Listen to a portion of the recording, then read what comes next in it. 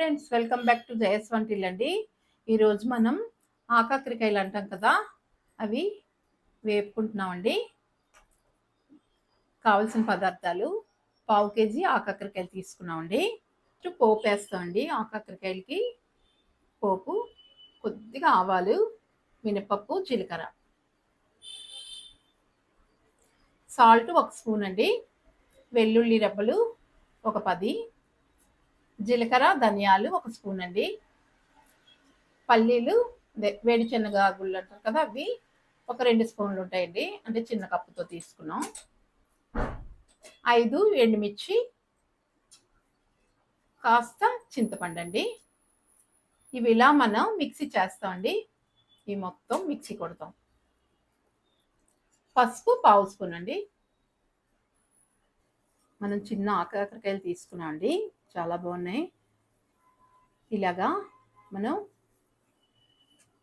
4 భాగాలు చేసుకోవాలండి, మరి విడిపోకూడదు. ఇలాగనమాట, ఇలా చూసారా, 4 భాగాలు ఇలా చేసుకోవాలి. అన్నీ ఇలాగే చేసుకోవాలి. మనం ఆకాకరకాయల్ని ఇలా చీల్చుకోవాలండి, ఇలా కట్ చేసుకోవాలి. చూసారా, 4 భాగాలు వచ్చింది. అలాగే కట్ చేసుకోవాలి. అన్నీ ఇలాగే కట్ చేసుకుందామండి. ఆకాకరకాయలని మనం పొడి తయారు చేస్తాం కదండి, ధనియాలు జీలకర్ర వేస్తున్నాం అండి, వేయించుకుంటాం. పల్లీలు, ఎండుమిర్చి, ఇవి ఇలా వేయించుతామండి ముందు. ఆ తర్వాత వెల్లుల్లి వేసి మనం మిక్సీ చేసుకోవచ్చు.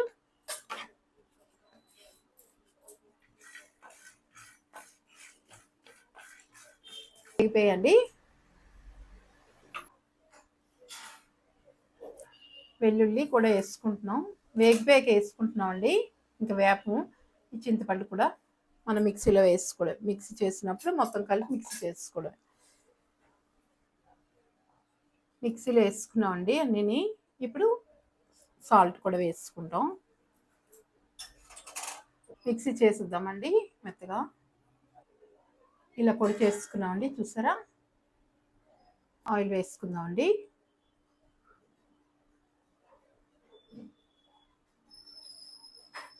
నాలుగు స్పూన్లు ఆయిల్ వేస్తామండి. ఆవాలు, జీలకర్ర, మినపప్పు పోపు వేసుకుంటున్నాం. పోపు వేగిపోయిందండి, వేసిద్దాం ఆకాకరకాయలు.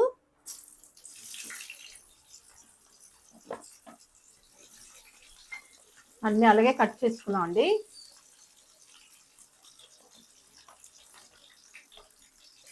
మనం పసుపు కొద్దిగా వేగే కనుక అప్పుడు వేసుకున్నాం అండి. కొద్దిగా వేగాక బాగుంటుంది. ఇప్పుడు మూత పెడితే మనకి ఇవే మగ్గుతాయండి. మూత పెట్టుకుందాం కాసేపు సిమ్లో పెట్టి. మనం ఐలో సిమ్లో పెట్టుకుని వేయించుకున్నామండి మూత పెట్టి. ఇప్పుడు పసుపు వేసుకుందాం. ఫస్ట్ వేస్తే పసుపు మాడిపోద్ది కదండి, అందుకే ఇప్పుడు లాస్ట్లో వేసుకుంటున్నాం. వేయించాలి, పసుపు కూడా వాసన రాకుండా ఉంటుంది. ఇప్పుడు చక్కగా వేగింది కదా, పొడి వేసుకోవాలి. చూసారా ఎలా మగ్గిపోయా, మూత పెట్టడం వల్ల. అందువల్ల వేగాయి మగ్గాయి కూడా. మనం ఇప్పుడు వేగిపోయి కదండి చక్కగా. ఇప్పుడు పొడి వేసుకోవాలి. మనం మిక్సీ చేసింది మనం పొడి వేసాం కదండి, ఇప్పుడు వేయించుకోవాలి. మీకు కారం ఇంకా పడేలా ఉంటే వేసుకోండి, మాకు కారం సరిపోద్ది.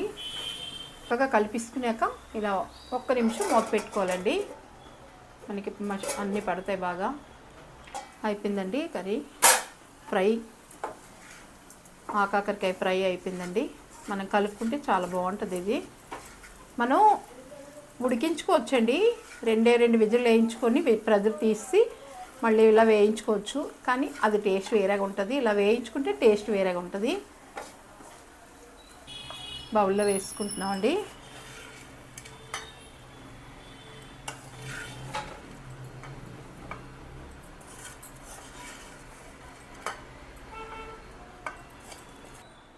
ఆకాకరకాయ ఫ్రై అయిపోయిందండి. ఇట్టి ఆకాకరకాయ కూడా అంటారటండి. మా సైడ్ మాత్రం వైజాగ్లో మాత్రం ఆకాకరకాయ అంటారు ఎక్కువగా. ఫ్రై అయిపోయిందండి. ఎలా ఉందో చేసే విధానం కామెంట్స్ పెట్టండి. నచ్చితే లైక్ చేయండి, షేర్ చేయండి, సబ్స్క్రైబ్ చేయండి. బాయ్ ఫ్రెండ్స్, నెక్స్ట్ వీడియో కలుద్దామండి.